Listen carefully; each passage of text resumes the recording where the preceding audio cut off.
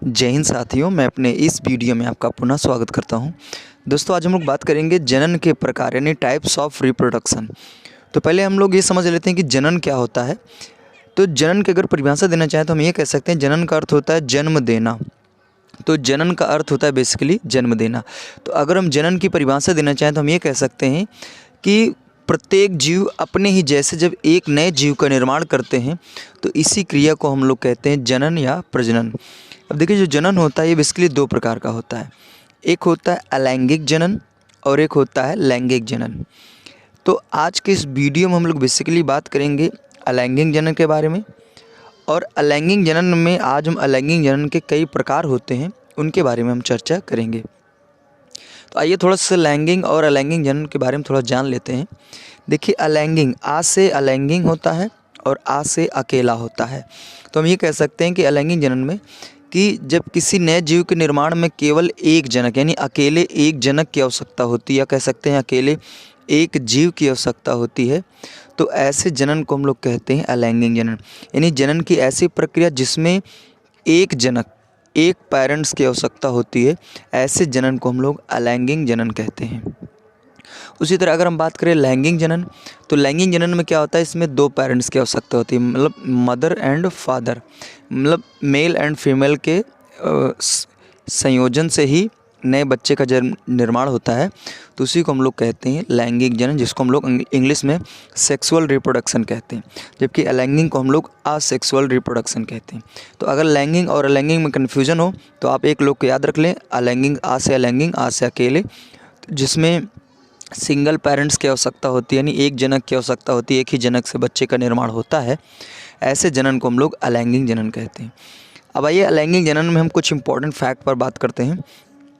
देखिए, अलैंगिक जनन यानी इसके फलस्वरूप जिस संतान का जन्म होता है वह आनुवांशिकी रूप से पूरी तरह से अपने जनक के समान होता है। जैसे हम लोग में क्या होता है, हम लोग में लैंगिक जनन होता है मानव में, तो वो अपने माता पिता की तरह पूरी तरह से नहीं होते हैं। लेकिन अगर अलैंगिक जनन से कोई बच्चे का निर्माण हो रहा है तो आनुवांशिकी रूप से वो पूरी अपने माता पिता के ही रूप में, माता कह सकते हैं, पिता कह सकते हैं, क्योंकि जनक एक ही होता है, वही माता का भी काम करेगा, वही पिता का भी काम करता है, तो अपने माता पिता के समान होता है। दूसरा, अगर हम इम्पॉर्टेंट फैक्ट पर बात करें तो यह कह सकते हैं कि यह जनन जो होता है ये पादप और जंतुओं दोनों में होता है। यानी लैंगिक जनन की जो क्रिया होती है ये पेड़ पौधों में भी देखा जाता है और जंतुओं में भी देखा जाता है। तीसरा फैक्ट ये है कि पादपों में लैंगिक जनन बहुत तीव्रता से होता है और पादपों में अलैंगिक जनन विभिन्न प्रकार में पाया जाता है। तो जो पादप होते हैं इसमें अलैंगिक जनन बहुत तीव्रता से होता है, और ये जो पादप में लैंगिक जनन होता है कई प्रकार के होते हैं। नेक्स्ट फैक्ट ये है कि जंतुओं में अलैंगिक जनन निम्न स्तर के जंतुओं में देखा जाता है। यानी कहने का मतलब जंतुओं में भी लैंगिक जनन होता है, लेकिन जो निम्न स्तर के जंतु यानी कह सकते हैं जिसको हम लोग आम बोलचाल की भाषा में सूक्ष्म जीव कह सकते हैं, तो जो सूक्ष्म जीव होते हैं सामान्यतः उसमें लैंगिक जनन की क्रिया देखी जाती है। जैसे एग्जांपल की बात करें तो अमीबा हो गया, यूग्लिना हो गया, हाइड्रा हो गया, ऐसे बहुत से जैसे जीवाणु हो गए, तो इन सभी में अलैंगिक जनन की क्रिया देखी जाती है, यानी एक ही जीव से नए बच्चे का निर्माण हो जाता है। अगला बात करते हैं तो जंतुओं में जो लैंगिक जनन होता है ये मुख्यतः पुनरुद्भवन तक ही सीमित होता है। अभी पुनरुद्भवन क्या चीज़ है इसके बारे में हम लोग बाद में चर्चा करेंगे। तो अब इतना समझिएगा कि जो जंतुओं में अलैंगिक जनन होता है वो सिर्फ पुनरुद्भवन तक यानी रीजनरेशन तक ही होता है। अब आइए हम लोग बात करेंगे अलैंगिक जनन के प्रकार। तो अलैंगिक जनन होता है कई प्रकार के बेसिकली होते हैं, तो आइए एक एक करके हम देखने का प्रयास करते हैं। पहला नंबर अगर हम बात करें अलैंगिक जनन में तो इसमें पहला नंबर होता है विखंडन, जिसको हम लोग इंग्लिश में फ्यूजन के नाम से जानते हैं। तो विखंडन का मतलब होता है कई खंडों में बंटना यानी टूट जाना। तो हम विखंडन के कह सकते हैं कि इस विधि में जब जीव दो या दो से अधिक खंडों में विभक्त हो जाता है तो जनन की इस प्रक्रिया को हम लोग कहते हैं विखंडन। इसमें देखिए, जो ये जीव होते हैं ये दो खंडों में भी विभक्त हो सकते हैं और दो से ज़्यादा खंडों में भी विभक्त हो सकते हैं।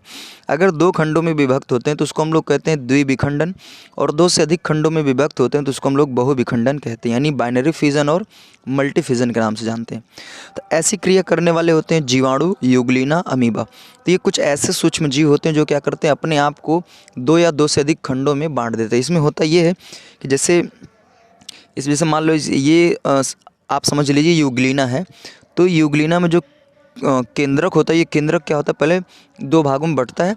उसके बाद जब 2 भागों में बँट जाएगा, देखिए यहाँ पे जैसे 2 भागों में बँट गया, उसके बाद ये फिर बाद में जाके अलग होकर 2 नए जीव का निर्माण कर लेगा।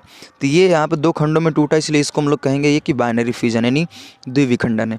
अगर एक ये जो केंद्रक है, अगर ये कई खंडों में टूट के अगर जैसे 4-5 जीव का निर्माण करता, तब उसको हम लोग कहते हैं बहुविखंडन।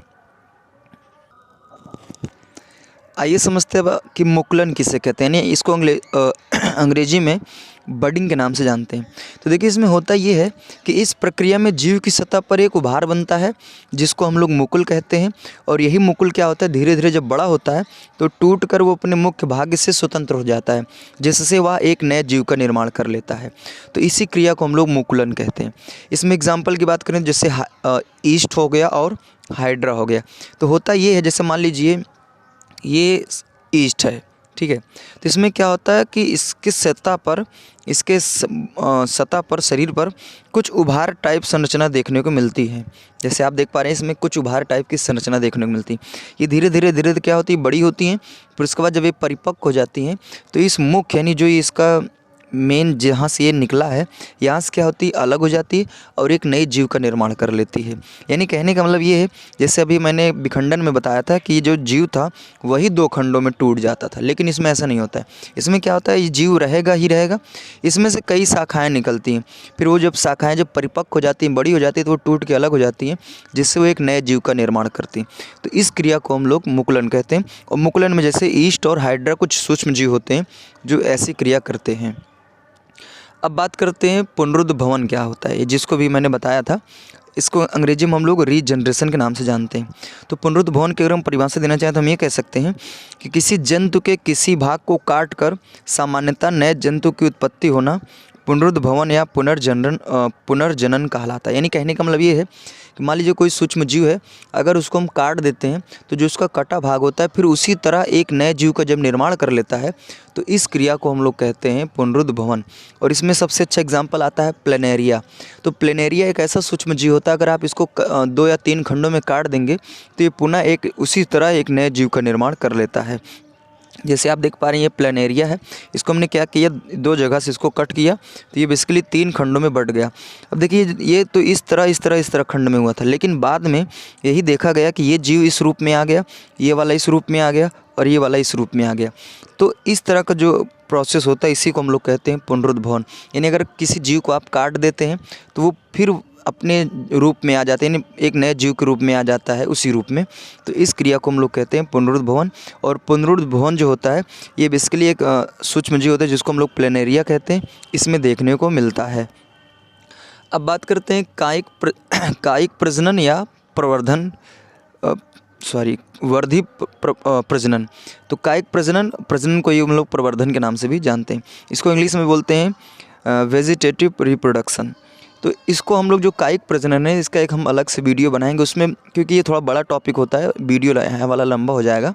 तो मैं नहीं चाहता हूँ कि वीडियो लंबा हो, तो इसको मैं यहाँ पे थोड़ा सा इंट्रोडक्शन दे रहा हूँ। इसका मैं अलग से एक वीडियो बनाऊँगा, उसमें आप लोग देख सकते हैं कायिक प्रजनन क्या है।